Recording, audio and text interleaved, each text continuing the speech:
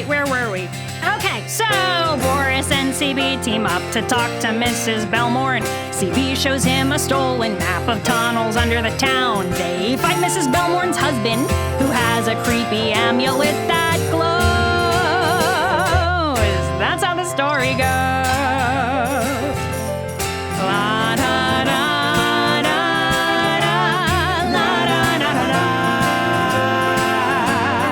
la da da da da da da, la da da da da. That's how the story goes. So, Boris made a plan to meet CB the very next morning at 10 a.m. sharp, which is, of course, why we find him... From the mountain high to the sea below. Here! See, what Boris forgot when he made his plans was that every Sunday morning, the Dragonheart family sits 4 rows back on the right side of the Church of Draxus. And there's no chance Boris was going to tell his mom that he had somewhere else to be. So instead he sits, anxiously counting down the verses of the final hymn. Come on. Come on. Oh, thank God. Once more. So from mountain high to the sea below. You've got to be kidding me. We raise our voice to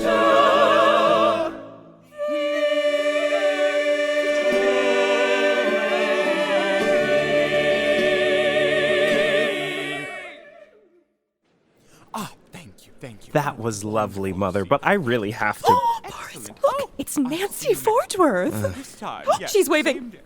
Wave back.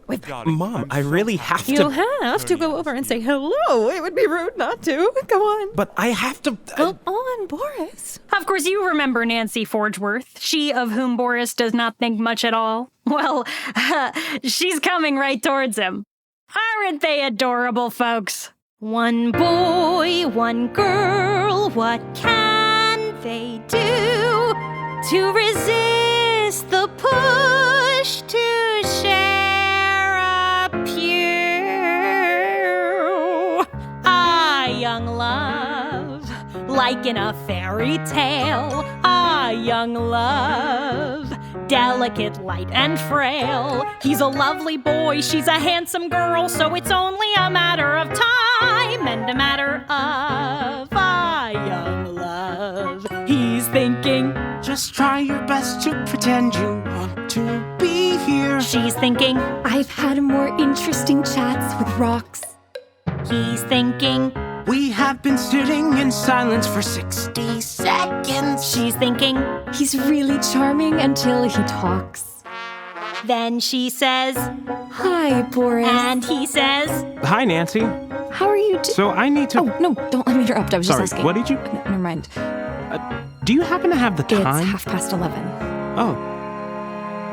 ah, young love. See how they tease and flirt. Ah, young love. He's picking lint off his shirt. When a lovely boy meets a handsome girl, can't you just hear the wedding bells chime? Bet they're dreaming of young love. He's thinking, It's not that there's anything wrong with her. I mean, on paper, anybody would be lucky to end up with someone that kind and normal. She's thinking, He's got a steady job, good prospects, comes from a good family, and he's not bad to look at if you like the tall, muscly type. It's just that she's so boring. I mean, I don't think we've had a single stimulating conversation to date, but if you ask my mother, we're practically engaged. young love, so funny and fancy-free. Young love, ain't all it's cracked up to be. He's a lovely boy, she's a handsome girl. She's a tiresome nuisance that I'm getting real sick of. Young love, he's thinking, Does Mother realize we don't have squat in common? she's thinking, This is the man who has Mom bewitched. they're thinking, If my dear mother is so obsessed and smitten, connection. maybe the two of them can get hitched. Then she says, You look sick. and he says, Hey up. Bye, Nancy. Okay, I'll just see you tonight then. He's already gone. "Ah, young love, the poets have all endorsed. Ah, young love, that can't be coerced or forced. When a lovely boy sees a handsome girl and would rather investigate crime, that's the chatter of justice, a matter of the marvelous matter of a young love." Boris runs to the horseshoe, only about 90 minutes late. Julia, have you seen? If you're looking for the bard, they left almost an hour ago. Crap. He takes off. Amid the thick greenery of trees at the edge of town, he discovers a path that has already been expertly cleared. He plunges forward. Yeah. Damn church shoes. CB! Hey, watch it! You nearly speared yourself on my machete. I'm so sorry. I forgot what day it was. You forgot? No, not about this. I mean, I forgot it was Sunday. My parents and I go to church every week, and my mom would have been crushed. You couldn't say, hey, I would, but I'd rather be saving the children of Cedrella. You shouldn't have left without me. You don't know what's waiting out here. I didn't think you were going to show up. I thought you ditched me. I'm sorry. But if we're a team now, we have to do stuff like this together. And not leave each other hanging. Okay. Deal. I'll never be late again, and you won't go gallivanting off into danger alone. I mean, Rachel would kill me if you got murdered. Sure, fine, whatever. Just pick up the pace. We still have a long way to go. So, how is Captain Daddy Dragonheart anyway? Funny you should ask. He's trying to catch this diamond thief. Is he now? Yeah, their name was like BC, or BM, or BJ, something like that. You're really not in a position to make fun, Dragonfart. Not fair. I don't know your last name. Locaber. Locaber. Locaber. Locaber. Locaber. Locaber. Locaber. It's really not that hard. Locaber. Yeah. So just like that? Yeah. Great. That's an interesting surname. Where are your parents from? Didn't get it from my parents. Well, who gave it to you then? You wouldn't believe me if I told you. Try me. Okay. I'm an acolyte. A what? An acolyte. It's part follower, part assistant, part mentee. Of who? Of the trickster god Loki. Duh. You're messing with me again. Not this time. There's only one real god, CB. Draxus. So small-minded, butthead. Have you ever seen your god? Of course not. Gods aren't seen, they're believed in. Well, I've seen mine twice. Look, remember how I said someone told me Missy Sorrel was under the Downey estate? That was Loki. Explain that, butthead. Heathenry is illegal. And amoral. Like that song in church says. Yeah, I don't go to church. Then where do you pray? Oh, you know, here. Or over there, once. Pretty much anywhere. With no pastors? No prayer books? I write my own prayers. I don't think that's how that works. Oh, no? Silver tongue lie smith, word shaper scarlet, cruel striker, world breaker, pain holder, shape changer, heed me. May you be in every place where they cower from your face. In the blank negative space, let your story be embraced, be embraced.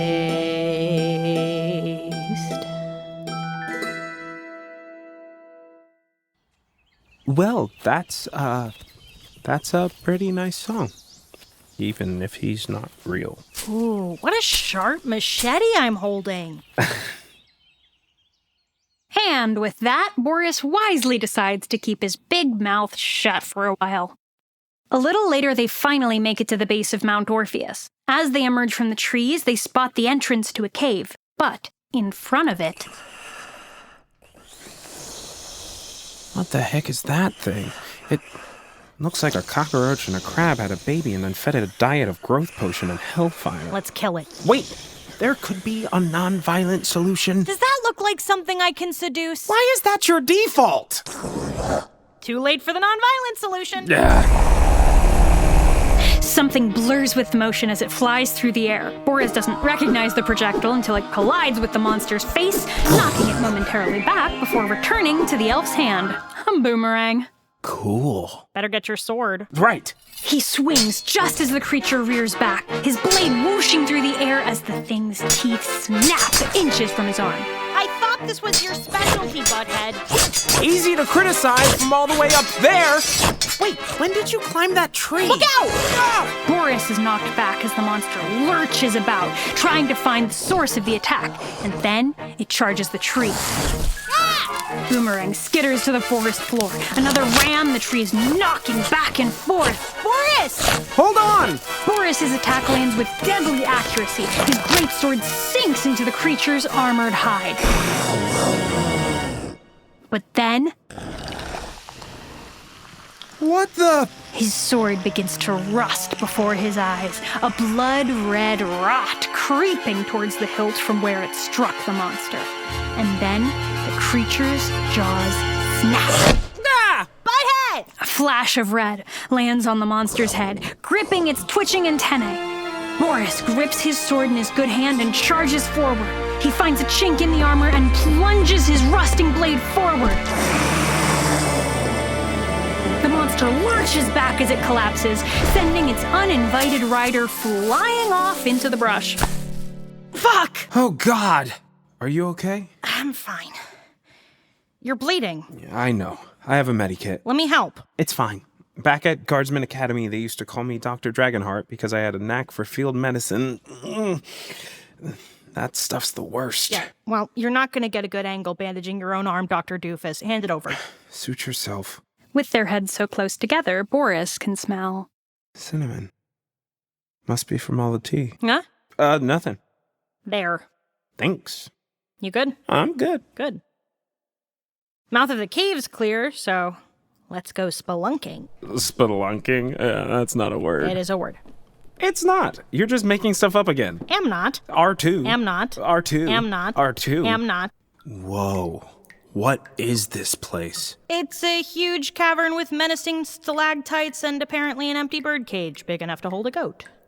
Yes, I can see that. But I mean... Seems like pretty standard villain lair stuff to me. And I suppose you know all about evil layers? Sure, I'm an expert. I'm a bard. Every story has an evil lair. That's just blatantly not true. Okay, if I'm not an expert, how come I just found this book over here with super evil vibes? Let me... Well, it's written in common. They didn't even bother encoding it. Somebody's cocky. What the heck is that? Designs for some kind of needle gun? God, I hate needles. No, thanks. It's a list of dates. They're all crossed out. Except this last one. Isn't that this Saturday? Maybe it's some event that keeps getting pushed back. Nothing good, I'm sure. Whoa. These names. Evan and Billy Gadriel? Missy Sorrell. Nikki Pratt. These are... The children. It's a list of the children. And the labels next to the names. Gabriel Downing, cleric. Samantha Resnick, bar. I don't understand. These are kids. Is this a list of their parents' jobs or something? No, look. Missy Sorrell, ranger. Rachel isn't a ranger. Wizard, druid. It's nonsense. We should show this to Travis. He specializes in paper evidence. He might be able to figure it out. Okay, just don't lose it, loser. Oh, there's writing on the wall here. Not common. Can you read this?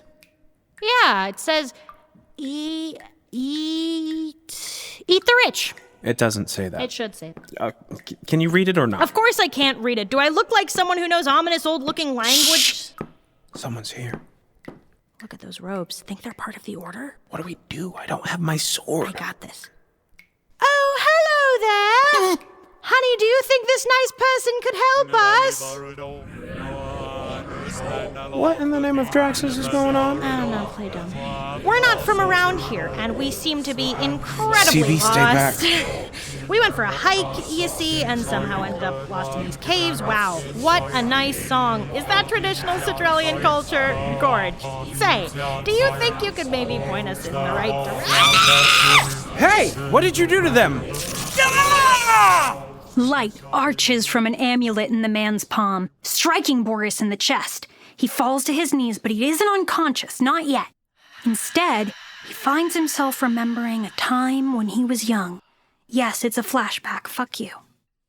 One night in the Dragonheart home, when Boris was no more than 7 or 8 years old. Lloyd, will you please come put your son to bed? He refuses to go to sleep. Of course, my dear. Boris, what's wrong? You don't usually give your mother any trouble. I asked her to check under the bed for monsters, but she kept telling me that monsters aren't real. Mom's a liar. Don't talk about your mother that way. I'm sorry, but she's wrong. I know monsters are real. No, you're right, Boris. You're a big kid now, and it's time you knew the truth. There are monsters in the world. There are those who do you harm. There are those who'd trade a life for some jewelry to pawn. There are thieves and there are crooks and there are killers. There are monsters in the world. But there's no cause for alarm.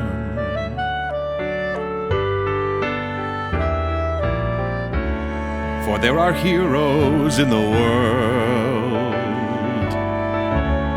And my boy, I guarantee, for all the monsters that you face, all the problems that appear, there are guardsmen, there are teachers, there are plumbers, there are heroes in the world. Like the one you'll grow to be.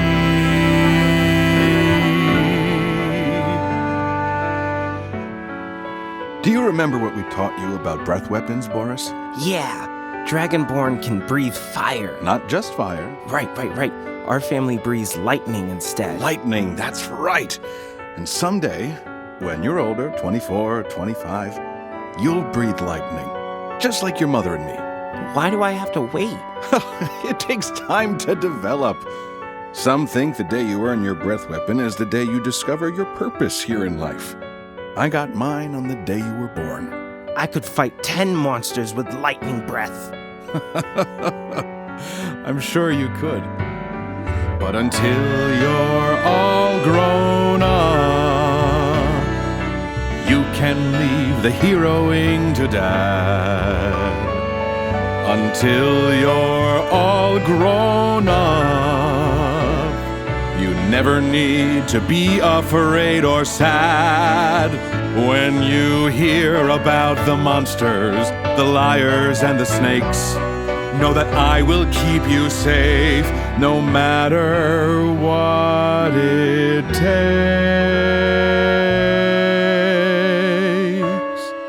Yes, there are monsters in the world, but it's nothing you should fear. There are werewolves, there are dragons, there are things worth hiding from. There are bad guys, there are villains, there are monsters out there somewhere in the world. But I'm right here.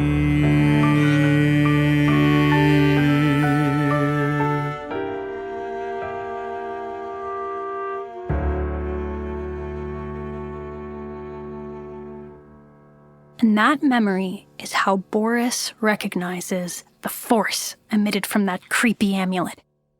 He's been struck by lightning.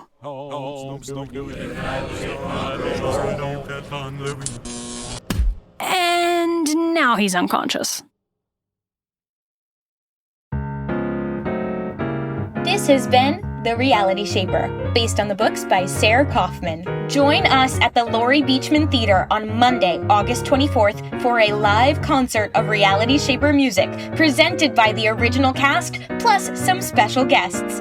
The writing team for the podcast includes Sair Kaufman, Shane Dittmar, Noah Weisbart, and Ammon Taylor. This episode featured Christian Thompson, Sair Kaufman, Andrew Montgomery Coleman, Matt Giroveanu, Andrea J. Love, Oliver Richman, Carly Hayes, Noah Weisbart, Max Tunney, Maria Wirries, Emmy Ramos, Chloe Chappa, Anna DeNoia, Angela Strauman, Ziz Adler, Abram Foster, RJ Christian, and Jake Gluckman. For full production credits, visit therealityshaper.com. And for listening all the way through the credits, please accept one D8 of Bardic Inspiration.